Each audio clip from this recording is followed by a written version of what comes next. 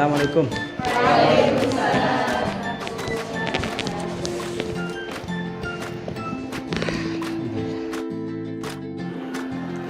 Baik, bismillahirrahmanirrahim. Assalamualaikum warahmatullahi wabarakatuh. Alhamdulillahirabbil alamin. Asyhadu an la ilaha illallah wa la syarika lah wa asyhadu anna Muhammadan abduhu wa rasuluh. La nabiyya ba'dah. Allahumma shalli ala sayyidina Muhammad wa ala alihi washabihi ajmain. Amma ba'd. Alhamdulillah kita bertemu lagi ya. Setelah pekan kemarin pertemuan pertama kita mereview ya sebenarnya mata kuliah bahasa Indonesia ini apa saja yang kita pelajari ya selama satu semester ini gitu. Nah, di pertemuan kedua ini ya kita akan mengulas topik yang pertama ya, yaitu kedudukan dan fungsi bahasa Indonesia ya.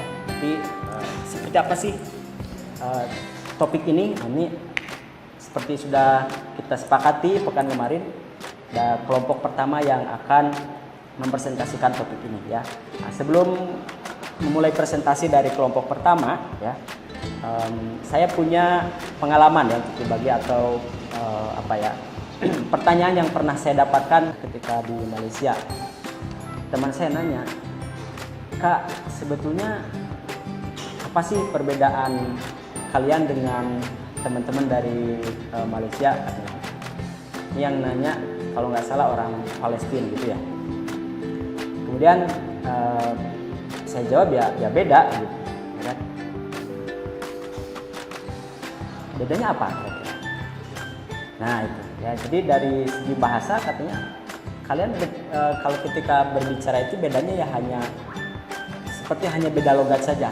Apalagi ketika nyanyi misalnya, nyanyinya ya bahasanya sama begitu. Masih ingat soal pretest kemarin? Ada yang tentang rumpun bahasa itu? Ada apa pertanyaannya?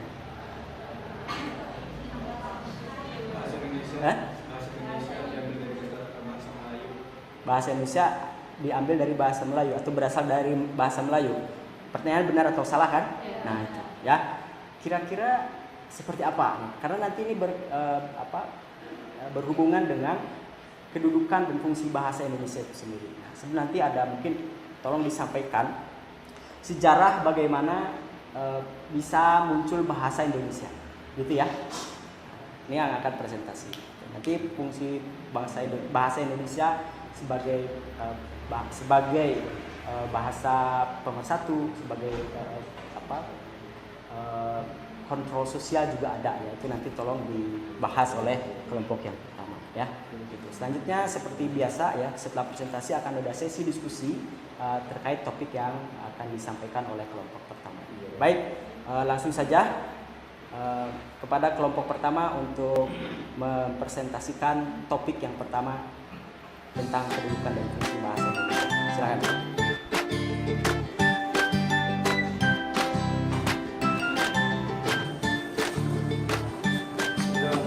Assalamualaikum warahmatullahi wabarakatuh. Alhamdulillahilladzi hadana wa li hada wa ma kunna linahtadiya laula an hadana Allah. Asyhadu an la ilaha illallah wa asyhadu anna Muhammadan abduhu wa rasuluh alladzi la nabiyya ba'dah. Al-mukarramun wal muhtaramun Al-Ustaz SSM TD. Dan yang saya hormati teman-teman, pada siang hari ini kami akan mempresentasikan makalah kedudukan dan fungsi bahasa Indonesia. Baiklah, langsung saja kepada Zarin kami persilakan.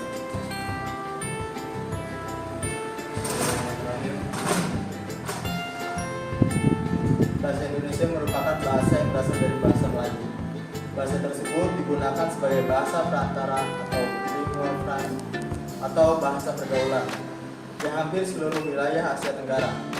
Hal ini diperkuat dengan ditemukannya prasasti-prasasti kuno yang ditulis dengan menggunakan bahasa Melayu. Bahasa Indonesia dikumandangkan secara resmi pada tanggal 28 Oktober 1928 yang bertepatan dengan peristiwa Sumpah Pemuda. Peresmian nama bahasa Indonesia tersebut bermakna politis, sebab bahasa Indonesia dijadikan sebagai alat perjuangan oleh kaum nasionalis yang sekaligus bertindak sebagai perencana bahasa untuk mencapai negara Indonesia yang merdeka dan berdaulat.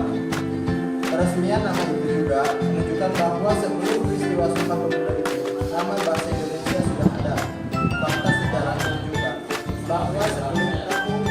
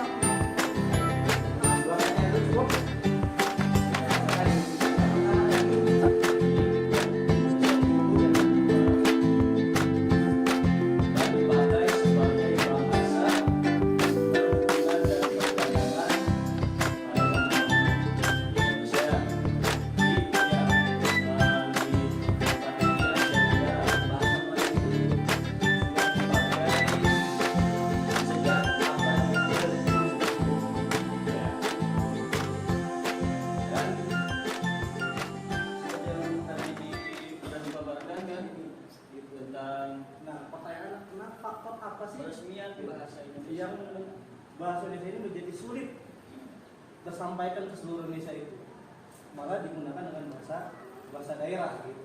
Sedangkan kita udah hampir 48 tahun yang tadi Anda baca ya, dari tahun 1975 kalau nggak salah tadi diresmikan, sekarang 2023 itu masih saja bahasa Indonesia ini belum tersebar luasnya, merata pemakaiannya. Faktor apa?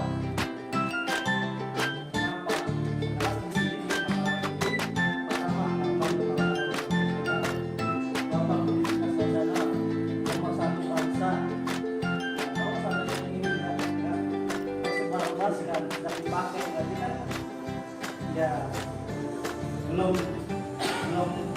real ya, belum sah lah sebagai mungkin yang salah satu diterapkan hukum.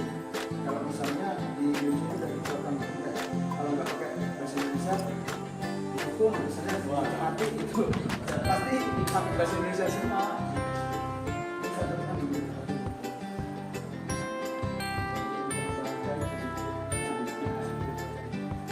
Jadi pengaruhnya juga kayak suatu perilaku ditakutkan kehilangan ciri khasnya tersebut karena mungkin ya sekarang juga udah banyak lah di beberapa daerah yang mungkin dia lari misalnya di Sunda atau di Jawa kan, anak kecil yang sekarang itu banyak kan bahasa Indonesia, dia udah mulai gak bisa bahasa Sundanya sendiri. Dia lahir di mana? Di Sunda, cuma dia udah kebanyakan banyak yang tidak bisa bahasa Sunda malahan. Jadi mungkin faktornya itu dia bisa melestarikan ciri khasnya suatu daerah tersebut dengan dia selalu menggunakan bahasa daerah tersebut.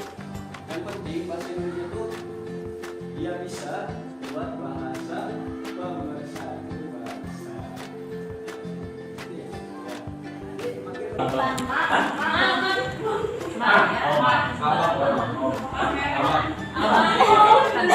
apa lagi?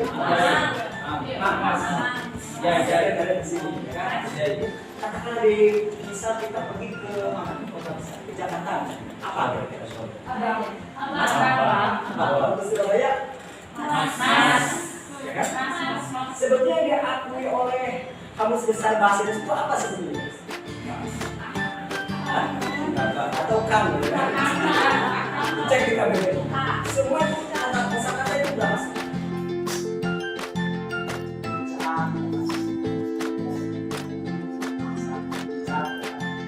Nah, kemarin ada pertanyaan di sini bahasa apa saja? Bahasa asing. Pak. Bahasa apa? Arab. Contohnya, misalnya kayak ini. Kursiun. Apa namanya? Bisa bahasa Indonesia apa? Kursi. Apa lagi? Hah? Sahur. Jadi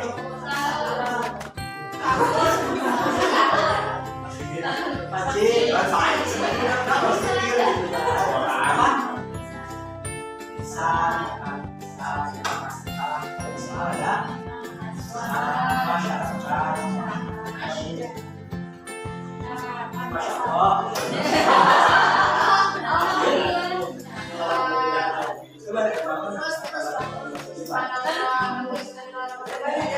Coba apa yang kita diskusikan hari ini? Angkat tangan. Coba untuk menyimpulkan lah gitu. Ya, siapa?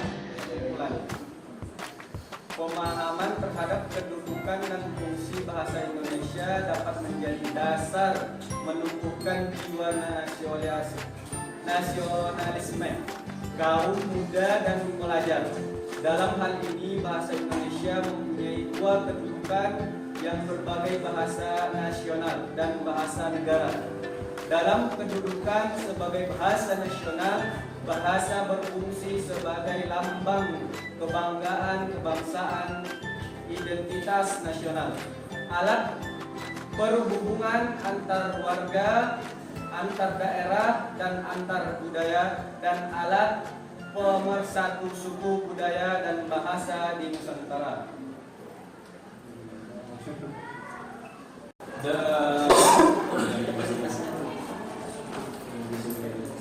Kita akan menutup presentasi pada perkuliahan sore hari ini. Cukup sekian presentasi dari kelompok pertama. Assalamualaikum warahmatullahi wabarakatuh. Waalaikumsalam warahmatullahi wabarakatuh. Baik, terima kasih kelompok 1 sudah mempresentasikan tentang kedudukan dan fungsi bahasa Indonesia ya. Tepuk tangan dulu. Biasa ya.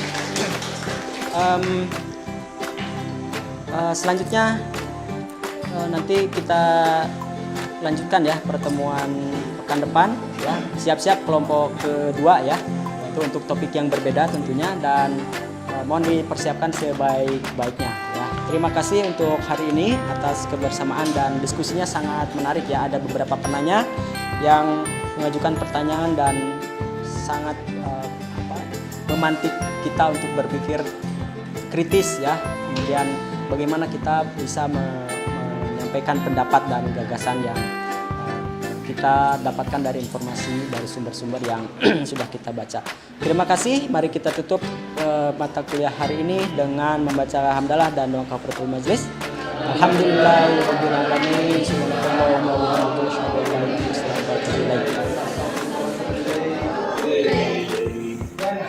Assalamualaikum warahmatullahi wabarakatuh.